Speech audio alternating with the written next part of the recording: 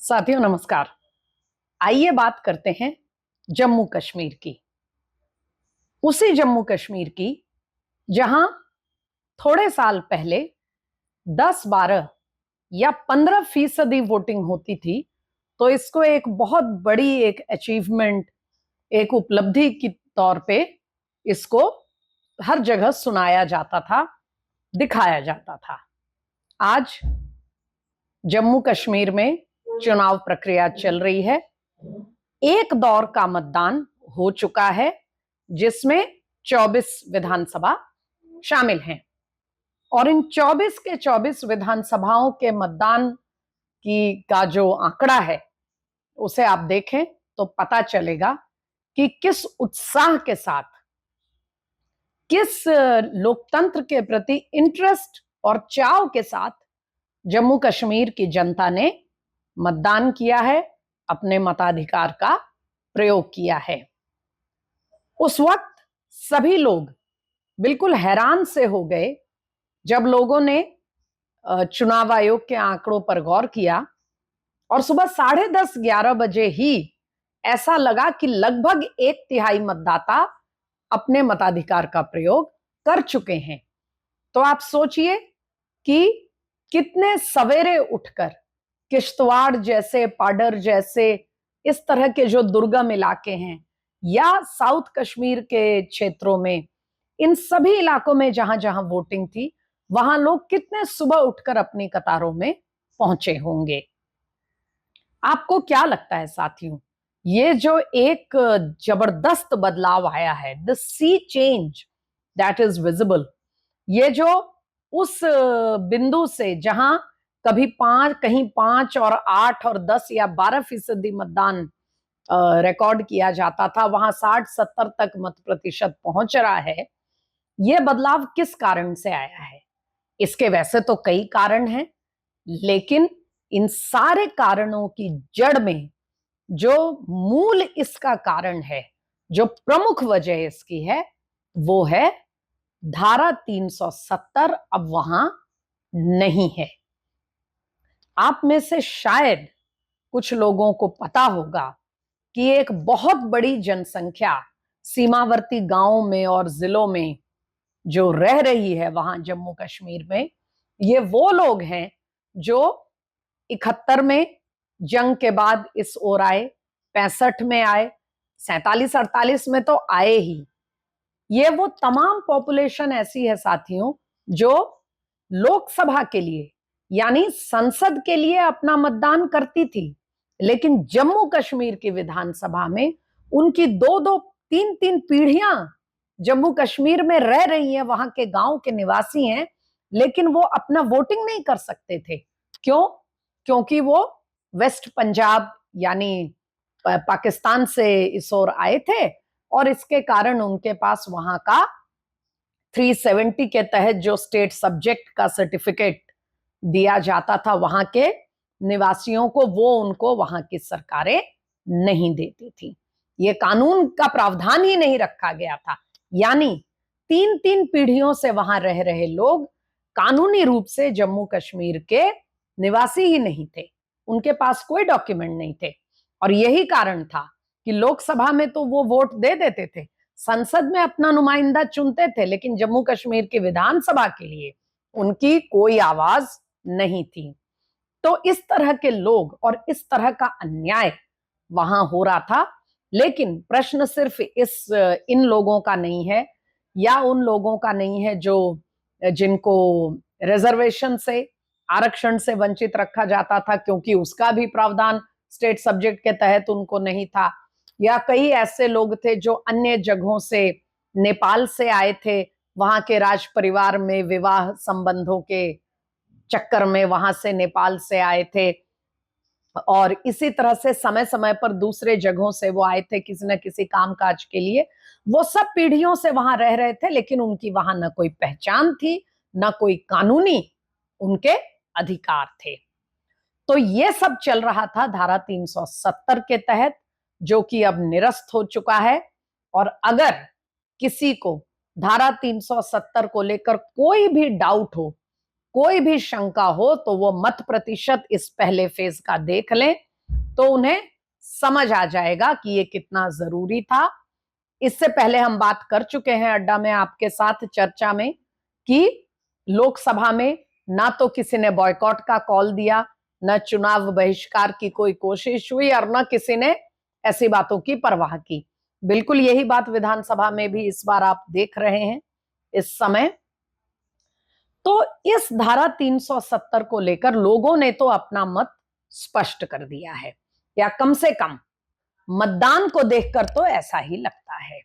लेकिन कुछ लोग हैं जो धारा 370 से पता नहीं क्यों जैसे वो पर्दा हटाते भी नहीं और चिलमन से छुपते भी नहीं, कुछ न कुछ धूप छांव का खेल चलता रहता है। यानी धारा 370 पर वो कभी खुलकर ये स्पष्ट करने को तैयार नहीं होते कि वो चाहते क्या हैं। और इसमें सबसे पहला नाम आता है कांग्रेस पार्टी का। मैं पीछे जो उनका रवैया रहा, उनकी भूमिका, उस पर आऊंगी, लेकिन सबसे पहले क्योंकि अभी चुनाव चल रहा है और सिर्फ चल ही नहीं रहा है, एक दौर का, एक फेज का मतदान हो भी चुका है और लगभग 1/3 सीटों पर लोग अपने मताधिकार का प्रयोग ऑलरेडी कर चुके हैं। लेकिन अभी तक जम्मू कश्मीर के मतदाताओं को या देश और दुनिया में किसी को भी ये नहीं मालूम कि धारा 370 पर कांग्रेस पार्टी का इस चुनाव में रवैया क्या है। वो ऐसे बिहेव कर रहे हैं कि आंख मूंद लिया तो मुद्दा गायब हो जाएगा, जबकि सभी पार्टियां और वोटर ये मान रहे हैं कि या पक्ष में हो या विपक्ष में हो, धारा 370 मुद्दा है और इस पर लोग अपना मत व्यक्त जरूर करेंगे। अब देखिए कांग्रेस पार्टी ने किस तरह से बरगलाने की कोशिश की है, या यूं कहिए कि अपने आप को बचाने का इसमें प्रयास किया है। चुनावों से पहले सभी पार्टियों के मैनिफेस्टो जारी हुए, उनका घोषणा पत्र आया। सभी ने कहीं ना कहीं अपना ये मत स्पष्ट किया कि 370 और 35A को लेकर उनका क्या मत है, उनका रवैया क्या है। घाटी में सक्रिय पार्टियां हैं जैसे नेशनल कॉन्फ्रेंस PDP, इन्होंने अपने घोषणा पत्रों में स्पष्ट शब्दों में लिखा है कि इनको जब मौका दिया जाएगा तो ये धारा 370 को दोबारा बहाल करेंगे। हालांकि NC के नेता ओमर अब्दुल्ला ने, जिन्हें अनऑफिशियली माना जाता है कि उनके मुख्यमंत्री के दावेदार भी NC की ओर से वही होंगे, उन्होंने ये कहा कि इस समय तत्काल तो अभी ऐसा ये व्यावहारिक नहीं लग रहा कि धारा 370 वापस आ पाएगी, क्योंकि केंद्र में नरेंद्र मोदी की सरकार है। लेकिन उन्होंने कम से कम अपनी पार्टी का रवैया स्पष्ट कर दिया कि वो 370 को दोबारा बहाल करना चाहते हैं। अब लोग इसके पक्ष में मत करें ना करें, ये जनता के हाथ में है। यही बात PDP ने भी कहा कि हम मानते हैं कि कश्मीर के लोगों का ये अधिकार था, ये इनसे छीना गया है। चलिए साहब, ये उनका अपना आइडियोलॉजिकल पोजीशन है। इसी तरह से कई छोटे दल हैं कश्मीर में और कुछ ऐसे दल हैं जो राजनीतिक दल या राजनीतिक सिंबल के बजाय वो निर्दलीय चुनाव लड़ रहे हैं। उन लोगों ने भी या पक्ष में या विपक्ष में धारा 370 को लेकर अपना मत रखा है। इसमें से आवामी इत्तेहाद पार्टी है या जमाते इस्लामी के लोग हैं जो राजनीतिक सिंबल न मिलने के चलते निर्दलीय के तौर पे लड़ रहे हैं। उन्होंने भी इस बारे में अपना रुख साफ किया है। भारतीय जनता पार्टी का रुख पहले से इस पर साफ है। तो रह गई कांग्रेस। अब कांग्रेस की स्थिति कितनी विचित्र है, इसको समझने का प्रयास करिए। जम्मू कश्मीर के इस बार के चुनाव में कांग्रेस पार्टी ने नेशनल कॉन्फ्रेंस के साथ गठबंधन किया है और उन्होंने यह स्पष्ट किया है कि यह गठबंधन मजबूत है, वो मिलकर चुनाव लड़ रहे हैं और सरकार अगर उनको बहुमत आया तो सरकार मिलकर बनाएंगे। अब इनमें से एक पार्टी नेशनल कॉन्फ्रेंस ने साफ कर दिया है कि इस समय उनका सबसे बड़ा इस चुनाव का मुद्दा 370 को दोबारा बहाल करना है। और सिर्फ मैनिफेस्टो में ये लिखा ही नहीं है, उनके नुमाइंदे जहां कहीं भी चुनाव प्रचार में जा रहे हैं वो इस बात पर जोर दे रहे हैं, इसको बार बार दोहरा रहे हैं। इन्हीं की अलायंस, इन्हीं की एलाई कांग्रेस पार्टी का अभी तक किसी को नहीं पता कि 370 पर वो कहना क्या चाहते हैं, कुछ उनके पास कहने को है भी या नहीं है। अब हम आपको बताते हैं साथियों कि ये धूप छांव का खेल जो कांग्रेस पार्टी की तरफ से चल रहा है, ये क्यों है।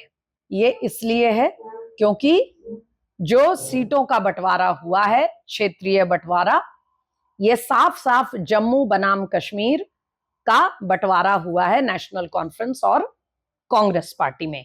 यानी नेशनल कॉन्फ्रेंस कश्मीर घाटी की सीटों पर लड़ रही है, 2-4 सीटें जम्मू संभाग के अंदर जो कश्मीर से सटा हुआ क्षेत्र है, किश्तवाड़ बानिहाल, उसमें भी वो अपने उम्मीदवार खड़े कर रहे हैं, लेकिन मोटे तौर पे उनकी लड़ाई घाटी में है। जबकि कांग्रेस पार्टी पूरी तरह से चुनाव लड़ रही है जम्मू संभाग में। और ये बात किसी से छुपी नहीं है कि जम्मू संभाग में अगर कांग्रेस ने 370 को दोबारा बहाल करने की बात कही तो उनको इतना जबरदस्त विरोध जम्मू वालों का सहना पड़ेगा कि कांग्रेस पार्टी के लिए कोई भी सीट से जीतना बहुत ही चुनौतीपूर्ण हो जाएगा। इसीलिए कांग्रेस पार्टी 370 को दोबारा बहाल करने की बात करने से बच रही है, क्योंकि ले देकर जो लड़ाई है वो जम्मू संभाग में है उनकी, उनके उम्मीदवार ही वहीं दावेदार हैं जीत के। अगर वहां 370 की बात की तो समझिए कि चुनाव से पहले ही लड़ाई हार गए। तो आप कहेंगे कि भाई अगर जम्मू के मतदाताओं के विचार को ही देखना है तो फिर सीधे सीधे उसका विरोध करें। लेकिन सवाल ये है कि विरोध करेंगे कैसे जब उन्होंने नेशनल कॉन्फ्रेंस के साथ गठबंधन कर लिया है, जिसके मैनिफेस्टो में सबसे ऊपर ये लिखा है कि 370 को दोबारा बहाल करेंगे। तो यानी अलायंस के चक्कर में समर्थन नहीं कर सकते, वोट के चक्कर में विरोध नहीं कर सकते, तो साफ एक सेफ तरीका, एक सुरक्षित तरीका यह अपनाया कि इस पे खामोशी ओढ़ ली जाए। इसीलिए चाहे वो राहुल गांधी जी हों, चाहे कांग्रेस पार्टी के प्रदेश के बड़े बड़े नेता हों, और चाहे उनकी पार्टी की ओर से दूसरे प्रदेशों से लोग जो वहां प्रचार करने जम्मू कश्मीर जा रहे हैं, आप उन सब के प्रचार के बयान और वीडियोस उठाकर देख लीजिए, कोई भी इस मुद्दे पर कुछ भी कहने को तैयार नहीं है, जबकि नेशनल कॉन्फ्रेंस बढ़ चढ़ के प्रचार कर रही है इस पर। अब क्या ये एक विचित्र सी स्थिति नहीं है कि एक अलायंस पार्टनर का 370 को लेकर इतना कड़ा और इतना स्पष्ट मत है और दूसरा अलायंस पार्टनर इस पर कुछ भी कहने को तैयार नहीं है, जबकि ये प्रदेश के संवैधानिक स्थिति से, माफ करिएगा, यूनियन टेरिटरी के संवैधानिक स्थिति से जुड़ा हुआ एक प्रमुख मुद्दा है। अब देखते हैं कि क्या यह पहली बार हो रहा है। नहीं, यही रवैया, ना समर्थन करेंगे ना विरोध करेंगे, चुप रहेंगे, कुछ बोलेंगे नहीं और इंतजार करेंगे कि किसी तरह मामला टल जाए। बच बचाव की ये जो टैक्टिक्स है, ये शुरू से कांग्रेस पार्टी इस मुद्दे पर अपनाती रही है। आप याद करिए संसद में इन्होंने क्या किया। उस समय संसद में गुलाम नबी आजाद कांग्रेस पार्टी की ओर से कश्मीर से आने वाले सबसे बड़े नेता माने जाते थे।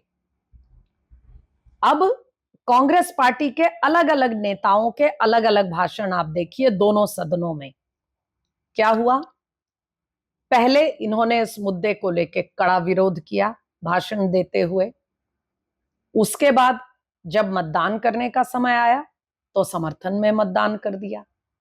क्या किसी भी विधेयक पे, किसी भी बिल या किसी भी प्रस्ताव पे आपने ऐसा सुना है कि भाषण खिलाफ दिया जाए लेकिन मतदान उसके पक्ष में कर दिया जाए? तो ये जो दुविधा, ये जो दोहरी रणनीति 370 पे है, ये कांग्रेस की शुरू से रही है। अब आइए उससे आगे चलते हैं। संसद में जो होना था वो तो 2019 में हो गया साथियों, लेकिन उसके बाद जब चुनाव आए तो कांग्रेस पार्टी ने क्या किया? चिदंबरम जी, पार्टी के सबसे बड़े नेता, उन्होंने कॉलम लिखा और बयान दिया कि कांग्रेस पार्टी जब भी सत्ता में लौटेगी तो धारा 370 को बहाल करेगी।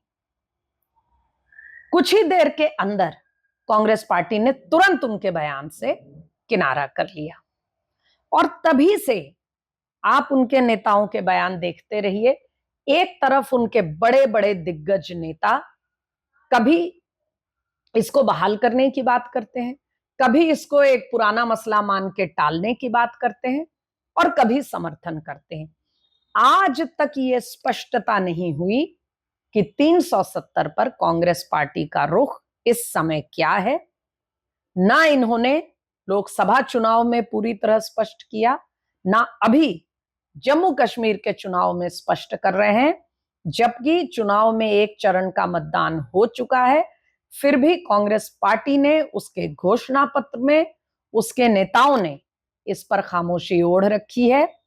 हमारा सिर्फ एक सवाल है कि आखिर कब तक ऐसे महत्वपूर्ण मुद्दे पर कांग्रेस पार्टी अपना रुख स्पष्ट करने से बचती रहेगी, भागती रहेगी और जम्मू कश्मीर की जनता को, एक तरफ कश्मीर, एक तरफ जम्मू, एक तरफ पुंछ राजौरी, एक तरफ डोडा, इस पूरे क्षेत्र के लोगों को कब तक इस तरह अंधेरे में रखकर इस मुद्दे को टालने के चक्कर में समय काटती रहेगी।